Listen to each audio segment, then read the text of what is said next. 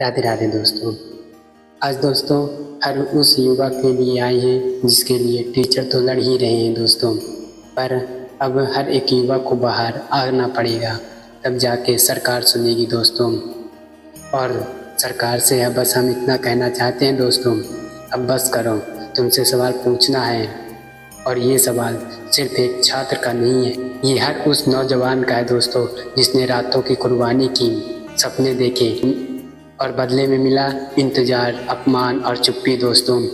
SSC हो या railway या कोई अन्य स्टेट एग्जाम हो, सरकारी नौकरी का सपना हर मिडिल क्लास बच्चा देखता है, लेकिन सपना इस बार टूटा नहीं है दोस्तों, सपनों को रौंदा गया है।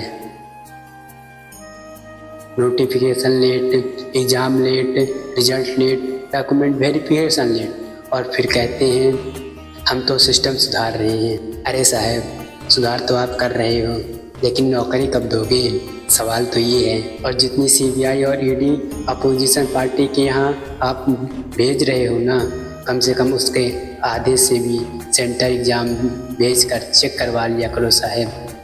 हर साल कहते हो इस बार पारदर्शिता होगी, लेकिन पारदर्शिता के नाम पर होता है पेपर लीक। कोई आपसे पूछे सीजीएल 2023 का फाइनल रिजल्ट अभी तक क्यों नहीं आया?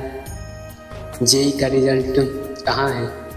जीडी के मेट का रिजल्ट कहाँ है? क्या ये सवाल पूछना अब भी गुनाह है? जो बच्चों को एज लिमिट तक पहुँचाने का इंतज़ार करवाया जा रहा है।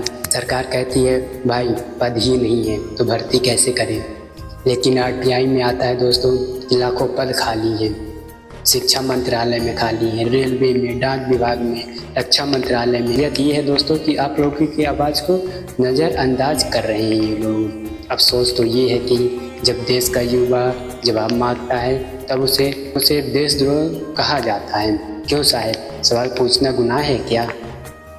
CBT first, CBT second test, physical test, medical test, फिर डॉक्यूमेंट वेरिफिकेशन, और हर स्टेप के बाद महीनों की खामोशी।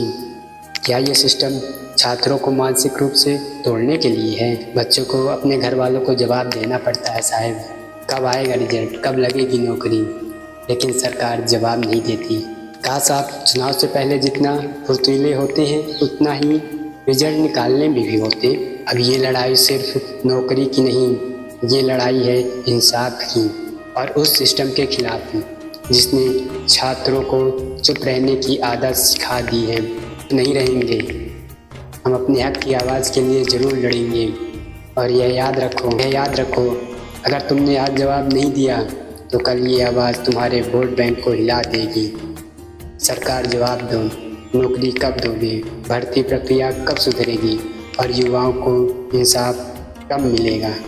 क्योंकि अब सिर्फ सवाल होंगे और जवाब देने के लिए तुम्हें आना पड़ेगा। जय हिंद दोस्तों।